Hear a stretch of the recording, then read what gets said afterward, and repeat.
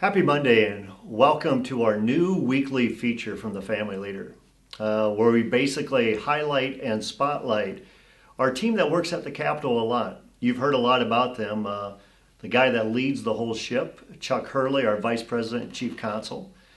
Danny Carroll, who we're thrilled to have on this team as one of our family advocates, former Speaker of the House. And Greg Baker, who's our political director here at the Family Leader. And if you notice, there's one member of our team missing right now, and that's Tamara Scott.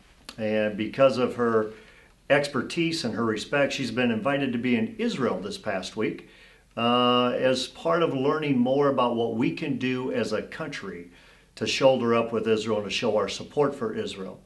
But let me start off with you, Greg Baker. We have this thing coming up called the caucuses. Now, Iowans are always familiar with the caucuses in a presidential year, but this is a non-presidential year. Yeah. Why should our base show up at these caucuses? I appreciate you asking that, Bob. The caucuses are tomorrow, Tuesday, January 21st at 7 o'clock. We've been teaming up with the Iowa Faith and Freedom Coalition this year, largely because what you said, everyone knows, well, caucuses, presidential year, who am I voting for president? A lot of people don't know in Iowa, we have caucuses every 2 years, including here in the midterm elections. And they think, well, if I'm not voting for president, is it important for me to turn out? Well, just like the presidential years, I'd say is just as important. And this year is going to be a crucial one for the caucuses, Bob. There's a movement right now in the state of Iowa to take the values that we all hold dear here, life, marriage, religious liberty, and remove them from the party platform. And people might be asking, well, why is that important if it's in the party platform or not? Well, we live in a two-party system in the United States of America. Right now, the Democratic Party no longer stands for life or marriage. Once upon a time, these are bipartisan issues. Unfortunately, that sun is set. Family, we're not a partisan organization, but we will work with anyone that's willing to further those issues, and they're just not willing to do so anymore. So we've largely been restricted to the Republican Party. Well, now the Republican Party is going through a movement to say, we don't want to stand for these values anymore either. Well, where else do you go? So we have a responsibility as Christians to engage in the caucus process to make sure these values are still valued by the party. And if they are still valued, we have a chance by going through the legislative process to keep furthering marriage and life. So that's why it's going to be so crucial for people to turn out to make sure that your party still stands for these values, and they'll determine that at the caucus. So the platform is very important. It's very key. And we're thrilled to be working with our friends at the Iowa Faith and Freedom Coalition and Steve Scheffler. Yeah. I know you guys held a webinar. Tell them quickly, where can they find out about where to go to their caucuses? You said like it is, it's tomorrow, it's Tuesday. Yes. What website should they go to find out where they attend their caucus? Well, we decided to help everybody out rather than sending you to 6 different websites. You can just come to ours, thefamilyleader.com, and we have all the information that you need there. We have platform plank recommendations. You can either take them exactly as they are or write them as your own. We just want to make sure it comes from your heart, it's what you believe. We also have information where the caucus sites are located at. The Iowa Democratic Party website's on there, so is the Republican Party. So whatever party you affiliate with, you can check out the caucus sites. And the caucus sites are by precincts. If you don't know your precinct, we have a link to the Secretary of State's website. You just simply type in your address, and it tells you exactly which precinct you're in. So we made the yellow pages easier for you, so you don't have to let your fingers do the walking. Let your mouse do the walking. And we even have more, Bob. We're not done yet, Bob. I tell you, these guys work so hard. We also have the webinar that we do with the Iowa Faith and Freedom Coalition. Steve Scheffler and I put on a webinar just addressing what's all going on at the caucuses, why they're important. We explain what will exactly happen on caucus night, and also what happens after the caucus. We also have the county conventions, district conventions, and the state convention. We tell you exactly what to expect at each of those locations. So you're welcome to watch the webinar and even look at the PowerPoint that we use. And that's all on our website, one-stop shop, thefamilyleader.com. Great. The website that never sleeps. It's open up 24/7. They can go to it any time. And probably one more thing on the caucus thing. It's about the party platform. But this also might be a time for those who live in the 3rd District, as well as those who live in the state of Iowa. They may get to choose the U.S. Senate nominee. That's correct. And a U.S. congressional nominee. So get to that caucus site. Well, that's coming up tomorrow on Tuesday, but Danny, let's take a look back at last week. There was a lot of speeches that were given last week. It's the week of speeches. Tell us what you heard, but probably more importantly, tell us what you didn't hear. What we didn't hear, right. Well, you're right, Bob. It was the beginning of this second year of the 85th General Assembly. And a lot of people don't realize, but the legislature meets in 2-year segments. It's a General Assembly, and so the same representatives and senators who were there last year, with the exception of 2 or 3 new ones, came back again this year. All legislation last year carries over to this year unless it was passed before. So this is the second year. There'll be an election this fall, and then next year we'll elect a new General Assembly. So to start it off each year, on Monday, the House and Senate leadership, both parties, give their opening speeches, talk about their priorities. On Tuesday, the governor gave his State of the State address. And then on Wednesday, we heard from the Iowa Supreme Court Justice on the condition of the courts. So really it was a week of getting acquainted, getting settled in, and listening to a lot of speeches. This being an election year, an even-numbered year, 2014, most of the leaders are kind of playing it safe. They're talking about issues that they consider not too controversial. We're going to cut taxes, we're going to increase funding for schools, we're going to expand broadband. Governor Branstad's talking about an anti-bullying legislation, that type of thing. But what was interesting as we listened to the speeches this week was what they did not say. We didn't hear anything about protecting marriage.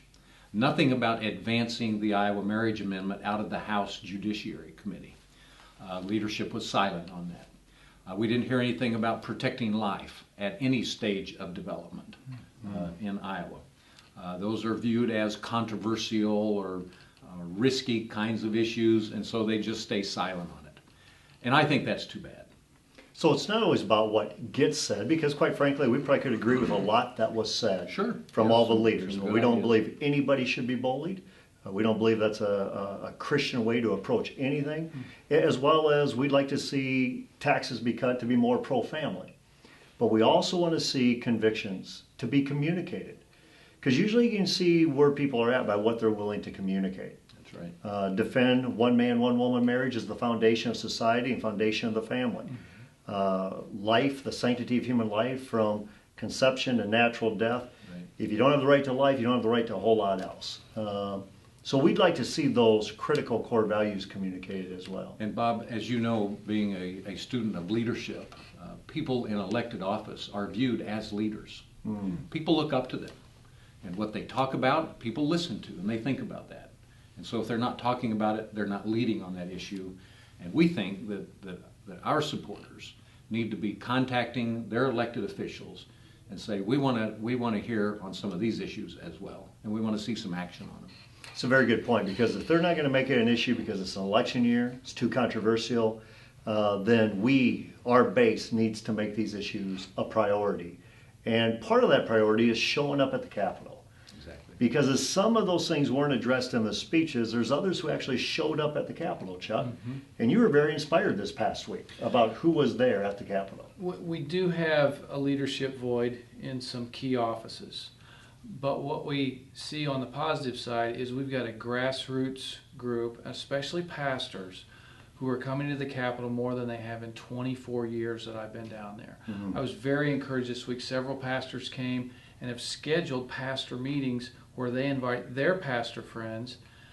We also, Bob, had one of the best prayer meetings we've had in 24 years this week. People understand the need for revival in this country, and we prayed specifically for revival and for our rulers, as we're told to do in 1 Timothy.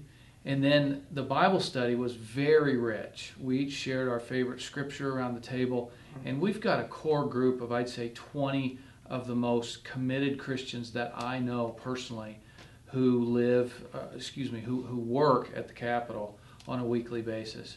So there's a lot of good coming up from the grassroots, and I think that bodes well for the future. I just want to say one thing. As the grassroots gets more involved politically with their Christian convictions, what we're going to see is we're going to see more Christians running for office. And I would predict that within a generation, strong Christians are going to be in these leadership positions that we grieve right now are not leading on issues of life and marriage. And I know what the team mentioned to me last year, and what you're saying already happened last week, is the spiritual temperature at the Capitol is going up. It's the best it's been in 24 years. And obviously, Chuck, you and this team are a large part to thank for that. You've kept that a focus with the prayer meetings on Tuesday, the prayer for revival, the If 714 initiative. All that's really good stuff. You know, of all the speeches that we heard this week, probably there's a couple of speeches I would like to have given. One of them probably being the state of the state, but the other one being the condition of the courts.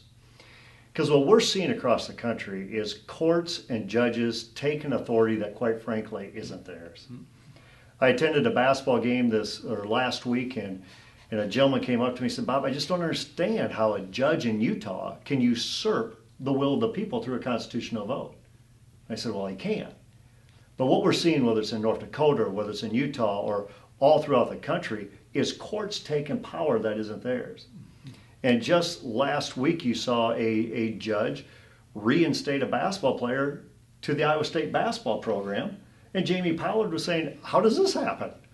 I thought we get to determine who's on the team." But the judge is saying, no, this judges and courts are taking authority that, quite frankly, isn't theirs. And what we need to do as we the people is we need to understand that the founders gave us the power of the king, and we need to hold these courts in check as well. So it's going to be an exciting year. We ask you every Monday to tune on in as we're going to give a week in review. But then, what are we looking for in the week ahead? Anybody with thoughts on the week ahead? It's going to be somewhat abbreviated week, Bob, and it gives me another chance to emphasize attending the caucuses on Tuesday evening. The legislature will not be in session on Monday because of Martin Luther King Jr.'s birthday, and will not be in session on Tuesday because of the caucuses. The legislators will all be involved in attending their caucuses. So they'll be there on Wednesday and for a while on Thursday. But committees will be meeting, and they'll be getting underway with some of the issues outlined this past week. Well, and one thing coming up next week on the 28th is our annual Marriage and Family Day on the Hill. And so we really want people to carve out some time to come to the Capitol. Take a short-term missions trip. Come to the Golden Dome, share your values, share your life, pray with, encourage your lawmakers. These are your employees. You hired them, you can fire them, you pay their salary. So please take a few moments of your precious time this spring, and the great time to do it would be next Tuesday, January 28th. And you can go to our website again for all the details on that. We'd love to have you come to the Capitol.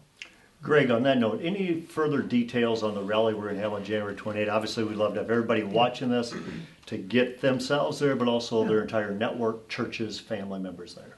Yeah, if people remember last year, we brought in Dan Becker with Personhood USA. We did some talking about the Personhood Amendment, which would say life begins at conception and ends at natural death. Well, this year, with the issue in Grimes with religious liberty, excuse me, we decided that we were going to bring in Joel Oster with Alliance Defending Freedom. ADF does work across the country on helping us protect our religious liberty. Unfortunately, even though it's the First Amendment, like we know with the Second Amendment, just because it's in the Constitution doesn't mean the government's going to respect it. And now we're starting to really see, in the case of the Old Guards up in Grimes, where they just simply said it is against our religious belief to have anything to do with homosexual marriage. So we are not going to allow you into our venue, which is used for weddings, because it's against our beliefs. Well, what happens? They're getting sued for expressing their freedom of religion. So now it's hit the state of Iowa, and these are issues that typically been in California, states like Arizona. Well, now it's right here in the Midwest. It's right here in the heartland. So we're telling our legislators it is time that we begin protecting our First Amendment in Iowa, just like we've been calling them for decades to protect the Second Amendment. So Joel Oster's going to be coming in, really explaining what this religious liberty language means. And we're going to be laying the groundwork to make sure we have our religious freedoms protected here in Iowa, for people can come up to the Capitol and share their faith with legislators. These guys are men. They need Jesus just as much as you and I do. But if we're going to have the freedom to share the gospel like our founders visioned, that First Amendment has to be protected. And we just really believe you sharing your faith and ADF coming in, I mean, they're just going to relate very well together. And that's on January 28th, and we would love to see all of you there. As we wrap this up, be involved at the Capitol. Stay in tune by going to thefamilyleader.com. You might want to give us your cell phone number, your email address, so if we need to communicate with you quickly, we can do that as well. And although everything going on at the Capitol, we also understand here at the Family Leader, we need to turn our individual and our collective hearts back to God. And that's why we're doing the If 714 initiative. Again, you can learn more about that by going to our website, clicking on the If 714 book. Get your small group, your pastor, your church, everybody involved. But let's make this systemic around the country as we get serious about revival. Tune in again at this same website, thefamilyleader.com, next week, Monday, as we take a look at this current week in review and then the week ahead as well. Stay informed, God bless you, and we'll look forward to seeing you at thefamilyleader.com.